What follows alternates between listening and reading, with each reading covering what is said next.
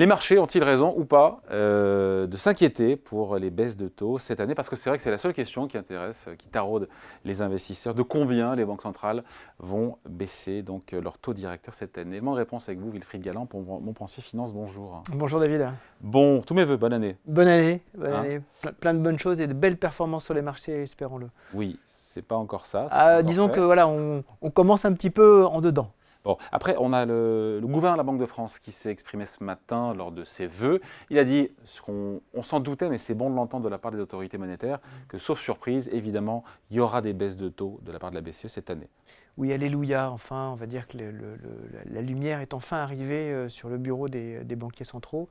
Ce que tout le monde voyait depuis déjà quand même quelques mois, on se rend compte qu'effectivement, maintenant, les autorités monétaires reconnaissent qu'elles sont peut-être allées un petit peu loin, un petit peu fort, et donc il va falloir enclencher la marche arrière, mais à quelle vitesse et quand, c'est tout le débat. C'est tout le sujet, la question $1 milliard. Parce que la crainte des marchés, on le comprend, c'est que la Fed et la BCE, finalement, en fassent moins que ce que les investisseurs attendaient. Oui, tout à fait. Pardon, quand on s'est quitté avant Noël, les marchés attendaient des baisses de taux, on va dire mars-avril, quasiment 170 points de base. Des deux côtés atlantiques, ça ne sera pas ça, on a compris. Hein. Ah oui, je pense que ce sera effectivement davantage. Ça sera plus tard et ce sera moins. Je pense que ce sera davantage en fait. Davantage? Je pense que ce sera davantage, oui. Mais en commençant plus tard. Mais en commençant peut-être un peu plus tard, oui. Alors, en fait, je pense qu'il y a une bonne chance que 2024 soit l'année miroir de 2022. C'est-à-dire que les banques centrales se rendent compte au fur et à mesure de l'année qu'elles sont allées trop loin, trop fort, que l'économie ralentit relativement rapidement et en tout cas que l'inflation baisse vite. On a eu d'ailleurs des commentaires ce matin de la Deutsche Bank qui étaient assez amusants en disant on s'est rendu compte finalement que l'inflation a baissé beaucoup plus vite que ce qu'on attendait dans la deuxième partie de 2023. Et d'ailleurs quand on reprend les commentaires des banquiers centraux durant le deuxième et troisième trimestre 2023, ils annonçaient que l'inflation allait revenir à 2% quelque part fin 2025. Là maintenant on est plutôt sur début 2025, fin 2024. On se rend compte qu'il y a effectivement un sujet de baisse de la pression inflationniste qui était peut-être mal évaluée, comme la hausse de la pression inflationniste avait été mal évaluée en 2022, en 2021 et 2022. Et donc l'anticipation des marchés, c'est qu'effectivement assez rapidement, en tout cas en 2023, c'était assez rapidement cette année, on va avoir un mouvement inverse des taux. Là, on est sur la partie, et vous le soulignez avec justesse, où les marchés se disent, bon, on va revoir un peu tous les scénarios, dans l'atterrissage en douceur, on s'est beaucoup focalisé sur la douceur, on va se focaliser sur l'atterrissage. C'est peut-être un petit peu plus compliqué que prévu, à la fois sur les taux et sur la croissance.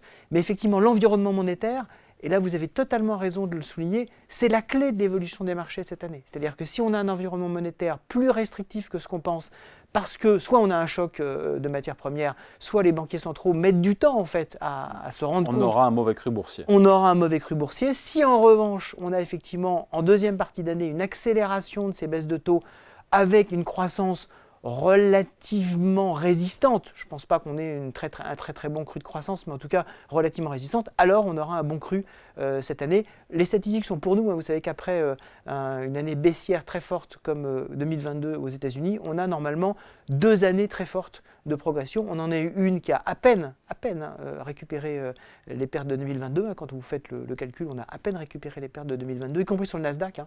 Quelqu'un ayant investi sur le Nasdaq le 1er janvier 2022 a perdu 1% au 31 décembre 2023, hein, malgré les 40% et quelques de hausse. Donc on aurait un bon cru, mais ceci, ça dépend effectivement de la baisse des taux.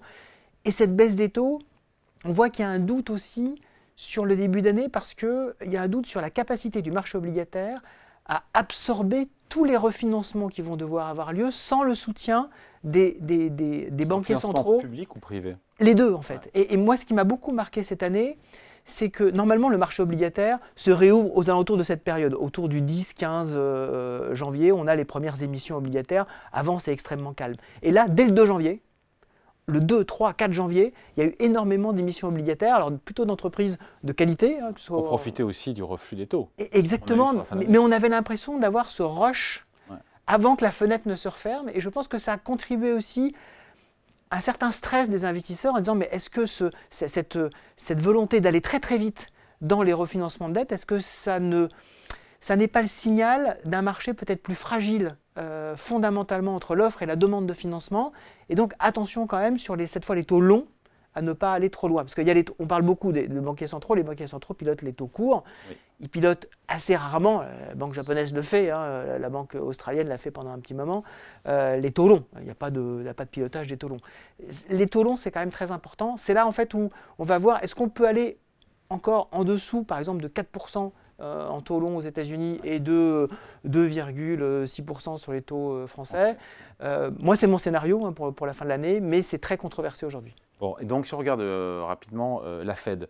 La Fed nous a dit, a priori, selon ses dot plots, les fameuses prévisions anonymisées. Les projections anonymisées des membres du comité de politique monétaire. 3 baisses de taux cette année. La première, a priori, n'aura pas lieu avant l'été prochain. Ça, on est d'accord sur le timing? Moi, je pense que ce sera au deuxième trimestre. Pourquoi? Parce que la Banque centrale américaine est dans une année, elle est dans une année électorale. Oui, il ne faut pas être trop près. Exactement. Et donc, pour que tout ceci soit fluide et qu'elle ne soit pas accusée de jouer un jeu politique, il fallait d'abord qu'elle annonce en 2023 que l'année 2024 est celle de baisse de taux. Ouais. Donc pour pas qu'on lui dise non mais l'année électorale c'est l'année de votre pivot. Non, moi je l'ai annoncé fin d'année 2023. Donc ça c'était déjà important. Et ensuite pour initier un mouvement, je pense qu'elle doit le faire au deuxième trimestre, même si c'est un premier mouvement assez faible, pour dire regardez, je ne cherche pas avant les conventions républicaines et démocrates l'été à favoriser un tel ou un tel, j'entame le mouvement et ce ne sera que la poursuite, peut-être l'accélération, mais la poursuite de ce mouvement, si j'en fais en septembre, en octobre et en novembre. De manière plus agressive, parce que de manière peut-être plus 200 points de base selon vous cette année de baisse. Moi je pense que ce sera effectivement plus agressif à la fin, absolument.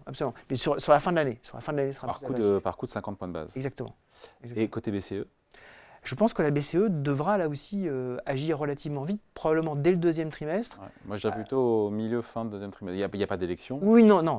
En dehors des élections européennes. Exactement. Mais là je pense sur le fondamental de l'économie européenne, on est sur des taux réels européens qui sont, si on regarde effectivement le potentiel de croissance, qui sont quand même très importants aujourd'hui. Restrictifs. Voilà, très restrictifs. Donc on fait peser sur la croissance européenne probablement une chape restrictive qui n'est pas justifié aujourd'hui. Même si on avait un peu de soubresaut lié aux matières premières, et on sait qu'on peut avoir ça avec le prix du pétrole, malheureusement, Christine Lagarde ne peut pas faire grand-chose pour l'accès au détroit de Bab el-Mandeb au large du Yémen. Oui. Donc il va falloir effectivement prendre en compte le fait que, par exemple, effectivement, on a des prix, par exemple, à la production en Europe et en Allemagne qui baissent maintenant depuis plusieurs mois. On est en déflation de ce point de vue-là. Donc attention quand même à ne pas faire peser une chape trop forte. On n'a pas besoin de restreindre encore la demande en Europe. La demande de crédit, la demande générale, elle n'est pas trop élevée aujourd'hui. Ouais, après, tout ça dépendra évidemment de l'évolution des data, des données. Sûr, tout à fait. Il l'a rappelé, le gouverneur de la Banque de France. Ce sera pareil aussi aux États-Unis. On a demain les chiffres des prix à la consommation pour le mois de décembre. On attend une hausse de 3,2%.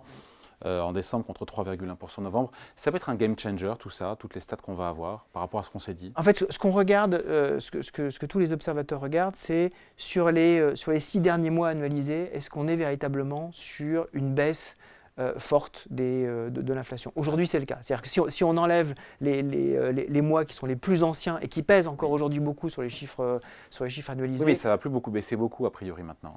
En fait, ce qu'on va avoir énormément aux États-Unis, c'est une baisse de la composante logement de l'inflation, qui est restée extrêmement élevée parce que c'est, du point de vue du mode de calcul, c'est l'indicateur le plus retardé. Si vous regardez par exemple l'indicateur en revanche des loyers demandés sur par exemple Zillow Rent, qui est le site l'équivalent de Se Loger aux États-Unis, vous êtes déjà sur le corps, en prenant cet indicateur-là au lieu de l'indicateur officiel, vous êtes déjà en dessous de 2%. Vous êtes déjà à 1,9%.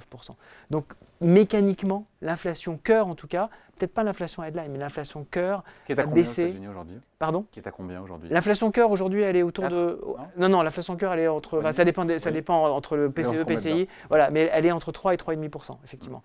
Donc, je pense qu'elle va descendre probablement sous les 2% dans les 3-4 mois qui viennent. Parce que la composante logement va baisser assez fortement. C'est ce qui fait que la Fed pourra dégainer plus vite aussi. Et c'est ce qui fait probablement que la Fed pourra dégainer plus vite. Attendons quand même, parce qu'on a toujours parfois... Vous savez, les marchés nous surprennent, toujours. Et il faut toujours garder beaucoup d'humilité sur cette question-là. Donc avoir un scénario des convictions, c'est bien. Être agile, probablement, c'est encore beaucoup mieux. Oui, agile et réactif. Merci beaucoup. Explication signée Wilfried Galland pour Mon Pensée Finance. Merci beaucoup Et bonne année encore. Bonne année.